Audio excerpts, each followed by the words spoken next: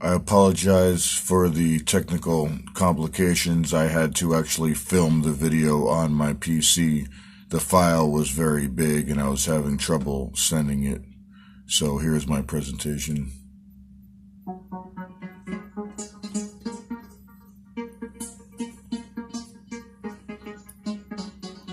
Hello, my name is Anthony Ciriello. This is Field Experience, a course reflection.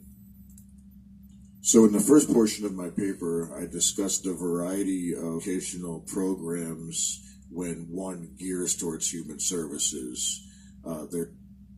There's psychology, there's sociology, interviewing, counseling, general human services, and different types of classes that all come together to form that one goal in human services. I really elaborate on the word plan because I feel that it really is a plan. I use the example of the addiction field because that is the field I am in. I have a certificate in addiction treatment counseling, and I'm gearing towards that. But I have specific courses which have really broken down every aspect of the plan, and I elaborate in my presentation in my paper that in the addiction recovery, there are 12 core steps to the treatment plan.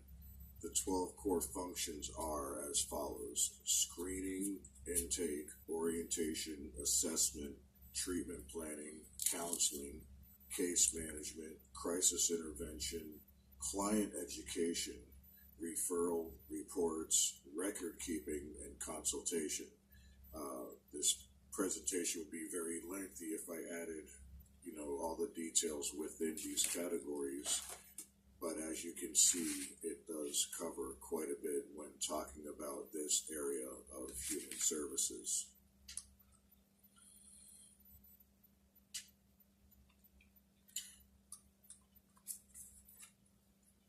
In the next portion of my paper, I elaborate how, I've spent some time in addiction studies. I'm in my third year now of human services studies in general, and I keep the core books because I feel that I will reference them in the future. I know one of the questions asked was, what are you going to do to enhance your learning and enhance your skills in the future? And I respond, well, I will try to stay alert, stay conscious of things that are really important to the interviewing and counseling process. I do reference our study book in Fundamentals of Case Management Practice.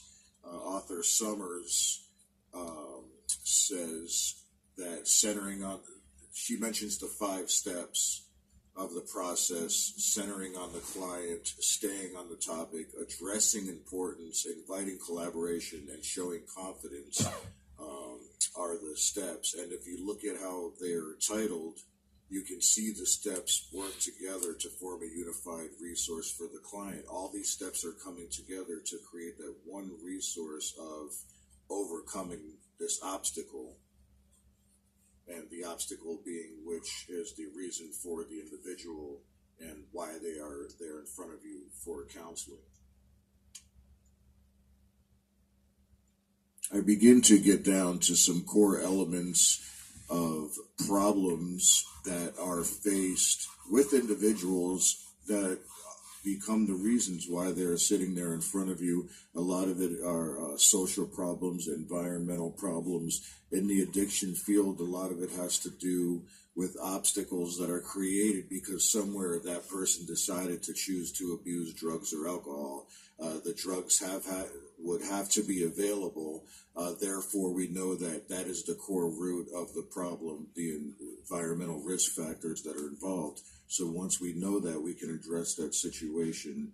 Once we know that the person has a specific mental disability that needs to be addressed, we can address that situation, which that comes into resources, which is another important element in counseling, and something that we study repetitively in this course, because you need the resources to adhere to that treatment plan. Things like support systems, support groups, finances, things like insurance, health insurance. These are all factors that may inhibit somebody from getting to where they need to be. Another thing that may be inhibiting people that need to get where they need to be is the legal system. A lot of them are caught in the legal system, and it makes it hard for them to, move forward. I even elaborate that I have friends that stay stuck in the system because they cannot afford to do the things that the system is asking, and it just creates more overwhelming and things like that. So these are all things that people need to be aware of, that counselors need to be aware of, as well as cultural competency. One's background is very important, where they came from and things like that. We see that in some of our other classes. So these are the things that we must take in consideration when we practice things like empathy, which we see in our book here, is also very important. Empathy is very important because you want to convey your true intentions, your real motives. You want it to seem, or you want people to look and say that this person has, honest intentions, so that they can build that trust factor, because in reality, it does come back to trust. These people are trusting you with their lives, essentially, and they want to make sure that you're on the same page with them. I also elaborate towards the end of my presentation on how it was my hardships and things like that that led me to want to help other humans, because I went through things myself, and some kind of recoveries and therapies, and then I just hit the books and really wanted to grasp the things that were being taught so that I can work in the human services field. This class was very important to the human services field. Case management and getting into record keeping, confidentiality, asking questions, not doing things a certain way because you're going to deter somebody from a treatment plan. These are all things that we really need to learn, so that we can really get down to helping people, because that's why we are here. In my class, we also watched a lot of videos of real life caseworkers, and the fact that they are environments that may not be too appealing to one another, or to others on the outside. And I even mentioned in my paper of how I used to do a lot of work with the homeless in Detroit, to some places that were very dangerous, and it wasn't for everybody, and yet we felt compelled to go out there and really help these people. Another thing, when talking about motives, and another thing we learned in class, is all the nonprofits and things like that that do this kind of work for other reasons. I know there's the whole collect taxes and different things like that. So we really have to convey through our actions and through our feelings and how we interact with people, so that we can honestly let them know that we are here to help, that we do have those true intentions, and that our motives are genuine.